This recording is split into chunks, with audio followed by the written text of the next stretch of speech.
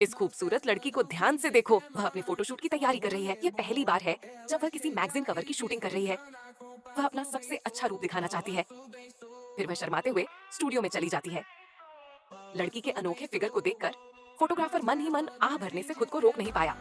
सच में सदी में एक बार बनने वाला फिगर उसने लड़की से घूमने को कहा और लड़की ने बात मानते हुए ऐसा किया। लड़की की उतनी ही खूबसूरत पीठ को देखकर फोटोग्राफर बहुत खुश हुआ। फिर उसने लड़की से फिर जोर देकर पूछा कि आगे क्या शूट किया जाएगा। हालांकि ये सुनकर लड़की थोड़ी डर गई। पहले कभी मैगजीन कवर शूट न करने की वजह से उसे समझ नहीं आ रहा था कि आगे क्या करना है। आखिर वह सिर्फ 19 साल की थी, सिर्फ एक आर्ट स्कूल की स्टूडेंट जिसने ग्रेजुएट नहीं किया था। बहुत ज्यादा कंपटीशन वाली एंटरटेनमेंट इंडस्ट्री में उसे बेहतर जॉब के मौके पाने के लिए एक पोर्टफोलियो की जरूरत थी। इसीलिए उसने खास तौर पर इंडस्ट्री के एक जाने माने फोटोग्राफर आह कियांग के साथ एक मीटिंग तय की। कहा जाता था कि आह कियांग जिस किसी की भी फोटो खींचता था वो फेमस हो जाता था। वह डरते हुए आह कियांग के स्टूडियो पहुंची तो देखा कि वह एक छोटे से सेलिब्रिटी की फोटो खींच रहा है। ज्याओ मेई बस बात मानकर एक तरफ खड़ी हो गई। शूट के बाद छोटे से सेलिब्रिटी ने आह कियांग के साथ फोटो खिंचवाने के लिए कहा। आह कियांग ने बिना मन के हाँ कर दी। एक टॉप टियर फोटोग्राफर होने के नाते उसे इस तरह की चीजों की आदत थी। जाने से पहले छोटे से सेलिब्रिटी ने जोर देकर कहा कि वह मास्टर की फोटोग्राफी स्किल्स की बहुत तारीफ करती है और प्राइवेट तौर पर साथ काम करने के और मौके चाहती है। उसे विदा करने के बाद युवा स्टार के बाद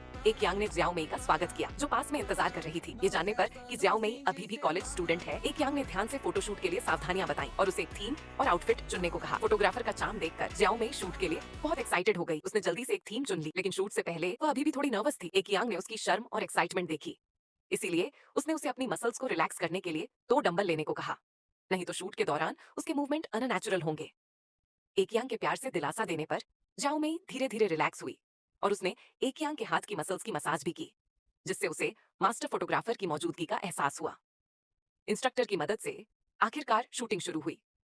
एकियांग के गाइडेंस में ज्याओ मेई ने कई खूबसूरत पोज दिए। एकियांग कभी कभी ज्याओ मेई के बाल ठीक करने में भी मदद करती थी। ज्याओ मेई एकियांग के प्रोफेशनलिज्म और बारीक चार्म से बहुत अट्रैक्ट हुई। शूटिंग आसानी से हो गई और दोनों ने और भी अच्छे से काम किया। एकियांग भी ज्याओ मेई के एक्सप्रेसिव अंदाज से बहुत इंप्रेस हुई। अचानक ज्याओ मेई फिसल गई और कैमरे की लाइट गिर गई।